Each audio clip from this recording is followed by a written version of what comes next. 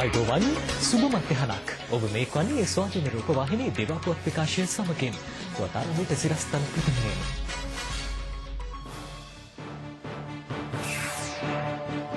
ප්‍රජාතන්ත්‍රවාදය විනාශ කිරීමට කිසිවෙකුට ඉඩ දෙන්නේ නැහැ. ජනපති අවධාරණය කරයි.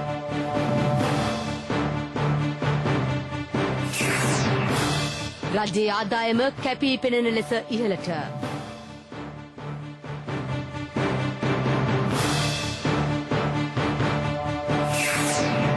සංගවා ඇති සහල් තොග වැටලීමේ විශේෂ වැඩපිළිවෙලක්.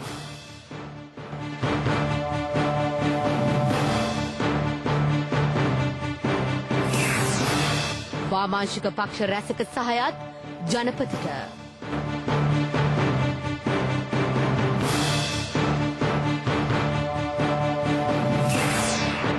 ජගත් සංවිධානයෙන් එරිත්‍රියාවට සම්බාධක.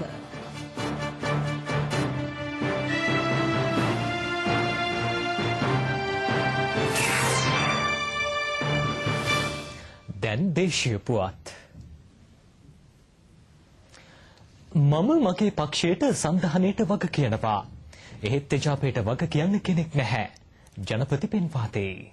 ප්‍රජාතන්ත්‍රවාදී රටක්. මේ ප්‍රජාතන්ත්‍රය විනාශ කරන්න ඉඩ තියන්න බෑ හාමුදුරනේ. අද එක්සත් ජාතික පක්ෂයට වග කියන්න බෑ අපේක්ෂකයාට. කාටද වග කියන්නේ? මම වග කියනවා මගේ පක්ෂයට. මම වග කියනවා මගේ සන්ධානයට. සන්ධානයේ වට වෙලා මට කියනවා ඔහුට අයිතියක් තියෙනවා කියන්න. මොකද අපි සන්ධානයේ නියෝජිතයෝ වශයෙන් එන පක්ෂයේ නියෝජිතයෝ වශයෙන් එන්නේ. මේක එහෙම නෑ කාටවත් නෑ. අවුරුදු 60ක් පැරණිම දේශපාලන පක්ෂ එක්සත් ජාතික පක්ෂ. ඒක අද පාවා දීලා.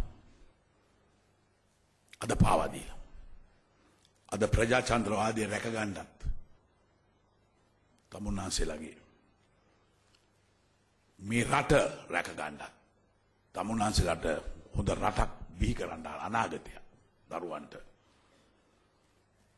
අපි බැඳිලා ඉන්නවා. ඒක නිසා ඔබ ගත්ත තීන්දුව නිවැරදි තීන්දුව ඉතුරු එක්සත් ජාතික පාක්ෂිකයන්ට පැහැදිලි කරලා දෙන්න. මේ මහා විනාශයට අහු වෙන්න එපා. තව අවුරුදු 6ක් ආපස්සට යන්න ඉඩ තියන්න එපා. අපි එකතු වෙලා මේ රට ආරක්ෂා කරගන්න ඉදිරියට ගෙන යන්න තමුන්නාන්සේලාගේ අනාගතය විතරක් නෙවෙයි තමුන්නාන්සේලාගේ දූ දරුවන්ගේ අනාගතයටත් අපි වග කියනවායි කියන එක මේ අවස්ථාවේදී ප්‍රකාශ කර සිටිමින් ඔබ සියලු දෙනාටම ජය වේවායි. එක්සත් ජාතික පක්ෂය අතහැර ශ්‍රී ලංකා නිදහස් පක්ෂයට එක් වූ 3000කට අධික පිරිසක් අමතමිනුයි ජනාධිපති මහින්ද රාජපක්ෂ මැතිතුමා මෙම අදහස් පළ කළේ. මහනුවර ජනාධිපති මන්දිරයේදී රැස්වීම පැවැත්වින. මෙහිදී තවදුරටත් අදහස් දැක් වූ ජනාධිපතිතුමා අවධාරණය කළේ රටේ ප්‍රජාතන්ත්‍රවාදය විනාශ කිරීමට කිසිවෙකුටත් ඉඩ නොදෙන බවයි. මව්බිමට ආදරය කරන සියලු ජනතාව එජාපයේ වියරුව හඳුනා ගනිමින් සන්ධාන රජය වටා පෙළගැසෙමින් සිටිති. පක්ෂයක් රටක් පිළිබඳ වගකීමෙන් තොර අපේක්ෂකයන් රට පාවා දීමට කුමන ප්‍රකාශ සිදු කළද රටවත් පක්ෂයවත් ජනතාවත් පාවා දීමට තමා කිසි දිනක සූදානම් නැතයිද ජනාධිපතිතුමා මෙහිදී අවධාරණය කළේය.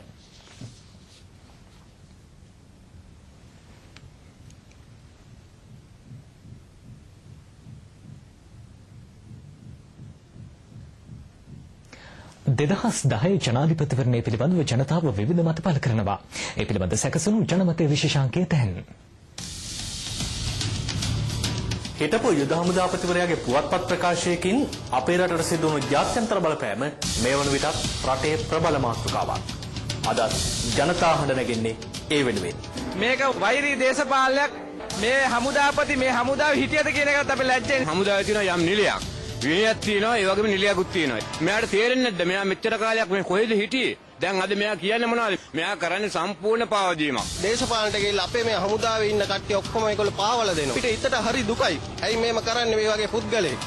එතනම සේවයක් කරපු රණවිරුවන්ව මුළු ලෝකෙ ඉදිරියේ පාවලා දුන්නාම ඉතින් ඉන් ඉදිරියට කතා කළ යුතු දෙයක් නෑ නේද?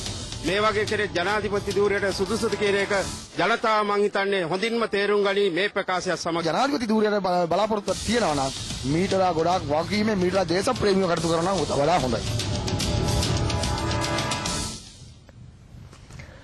ජාත්‍යන්තරයට රට පාවා දෙන එක්සත් ජාතික පක්ෂය සේනානායක ප්‍රතිපත්තියත් පාවා දී අවසන්.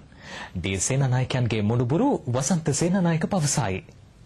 සේනානායක නම විතරක් විකුණන එක මදි සේනානායක ප්‍රතිපත්ති තියෙන්න ඕනේ. අද වර්තමාන එක්සත් ජාතික පක්ෂ සේනානායක ප්‍රතිපත්ති නැහැයි කියන එක තමයි මම පැහැදිලිවම කියන්නේ. මේ දැන් කරන වැඩපිළිවෙල රජයේ අන්තර්ජාතික මට්ටමේ අපහසුතාවයට පත් වෙන ප්‍රකාශ කිරීම වගේ දේවල් කවදාත් තිබ්බා. ප්‍රභාකරන් අල්ලන්න ඕන මෙන්න තිබුණ වෙලාවෙත් රනිල් වික්‍රමසිංහ මහත්තයා හිටියේ බ්‍රසීලියද නෝර්වේද කොහෙද හිටියේ. රට පාවා දෙන ප්‍රතිපත්තියක් පැරණි එක්සත් ජාතික පක්ෂ DSN එක මහත් එක්සත් ජාතික පක්ෂ නම් තිබ්බේ නැහැ. ජනතා හිතවාදී නායකත්වයක් වෙනුවෙන් ජනපති අලි බලයට පත් කිරීමට වාමාංශික පක්ෂ රැසක් එක් වෙති.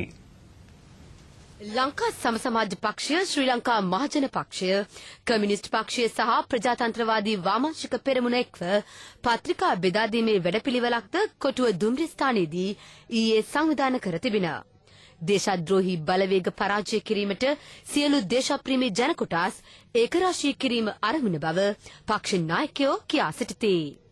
මේ පෞද්ගලික දවස්වල කරලා තිබෙන ප්‍රකාශ පාවාදීම් ගැන කල්පනා කරනකොට අපේ රටේ ජනාධිපති වුණොත් එතුමා මිලිටරි ආඥාදායකත්වයක් ඇතිවීමේ අවදානම තිබෙනවා. ඒ නිසා අපි සමාජවාදී ජනතා පෙරමුණ වශයෙන් සියලු දෙනාම අපේ පක්ෂවල ඒකාරාශී වෙලා මේ අනතුරෙන් රට බේරා ගැනීම සඳහා මහින්ද රාජපක්ෂ යලි ජනාධිපති කරවීමට අපි විශාල ව්‍යාපාරයක් දියත් කරලා තිබෙනවා. මේ ෆොන්සේකාගේ ජීවිතය බැලුවම අද පෙනෙනවා අද කියන එකට මේ හෙට කියන්නේ. ඒ වගේ කෙනෙක් ජනාධිපතිවරයෙක් පත් වුණත් මොනවා වේද කියන එක තමුන්නාසලම් කල්පනා කරන්න පුළුවන්. ඒ ලංකා සමසමාජ පක්ෂත් සමාජවාදී ජනතා පෙරමුණත් ඒකාබද්ධව අපි කටයුතු කරන්නේ නැවතත් මහින්ද රාජපක්ෂව පත් කරන මක්නිසාද අපිට තව වැඩ කොටසක් තියෙනවා උලවා කරගන්න. ඔව් මහින්ද චින්තන දීව පොරොන්දු වෙනින් සියල්ලම ඉෂ්ට කරන්න උට ලැබුණේ නැහැ. අවුරුදු 7යි වැඩ කළා තියෙන්නේ. ඒ අවුරුදු 4 කරපු වැඩ අපි 탁ෂර කරලා බැලුවම සෑහෙන කොටසක් කළා කියලා අපිට තෘප්තිමත් වෙන්න පුළුවනි. වසරේ මුල් මාස 9 තුල රජයේ ආදායම රුපියල් බිලියන 38කින් ඉහළ යයි. පසුගිය වසරේ එම කාල සීමාව සමග සැසඳීමේදීද මෙම වර්ධනය දැකගත හැකිය. ශ්‍රී ලංකා ආර්ථික දර්ශක ඉදිරිපත් කරමින් මහ බැංකුව මේ බව පෙන්වා දෙයි. පසුගිය ජනවාරි මාසයේ සිට සැප්තැම්බර් මාසය දක්වා කාලය තුල රාජ්‍ය ආදායම රුපියල් බිලියන 522කි. 2008 වසරේදී එම කාල සීමාව තුලදී රාජ්‍ය ආදායම රුපියල් බිලියන 665ක් විය. සංගවා ඇති සහල් තොග වැටලීමට විශේෂ ආරක්ෂක වැඩපිළිවෙලක් ආරම්භ කෙරේ. හිඟයකින් තොරව ජනතාවට සහල් ලබා දීම රජයේ අරමුණ බවයි අමාත්‍ය බන්දුලු ගුණවර්ධන මහතා පවසන්නේ. අද දිනේ සිට අපි කැකුළුහල් අලෙවි කරන මිල රුපියල් 57යි 50ට තිබුණේ 55 දක්වා අඩු කරන්න බලාපොරොත්තු වෙනවා. රුපියල් 60ට තිබුණේ කැකුළුහල් ඒක අපි අද දිනේදී 55ට අඩු කරන්න බලාපොරොත්තු වෙනවා දවල්ට සාකච්ඡා කළා. ඉදිරි දින කිහිපය තුලදී බාසුමති සම්බා විශාල තොග ලංකාවට පැමිණීමට නියමිතව තිබෙනවා. ඒ නිසා කවුරු හරි හල් සංගවීමේ කිසිම ප්‍රයෝජනයක් ඇති වෙන්නේ නැහැ. මොකද ජනතාවට සහල් තොග ඕනෙම කෙනෙකුට සහල් ආනයනය කරන්න ඉඩ දීලා තිබෙනවා. ඒ නිසා සහල් තොග වශයෙන් ඉදිරි කාලේදී වෙළඳපොළට ලැබෙනවා. දැන් මේ මාධ්‍ය වාර්තානුව පෙනී යන්නේ පෞද්ගලික අංශයේ සමහර ආයතන දේශපාලන න්‍යාය පත්‍රයකට අනුව සහල් තොග සංගවා තිබීමට උත්සාහ දරන බව. එතනදී රජය හා සමුපකාර අංශය කෙරෙහි ජනතාව වැඩි වැඩියෙන් විශ්වාසය තබන බව පැහැදිලි වෙනවා. පසුගිය එක්සත් ජාතික පක්ෂ රජයේ සමයේ මහවැලි අධිකාරිය වසා දමමින් එම ප්‍රදේශවල දරුවන්ගේ අනාගතයද විනාශ කළ අයුරු අමාත්‍ය මෛත්‍රීපාල සිරිසේන මහතා පෙන්වා දෙයි. රනිල් වික්‍රමසිංහ මහත්මයා අගමැතිවරයා විදිහට මහවැලි බාර ඇමතිවරයා ජයවික්‍රම පෙරේරා නැතුව අමාත්‍ය සංදේශයක් ඉදිරිපත් කරලා වැසීමේ තීන්දුව අරගෙන අපේ ලිපිගොනු කාර්යාලවල මේවා ඔක්කොම බාර දෙමින් තියෙන වෙලාවක තමයි අපි 2004 බලයට ආවේ.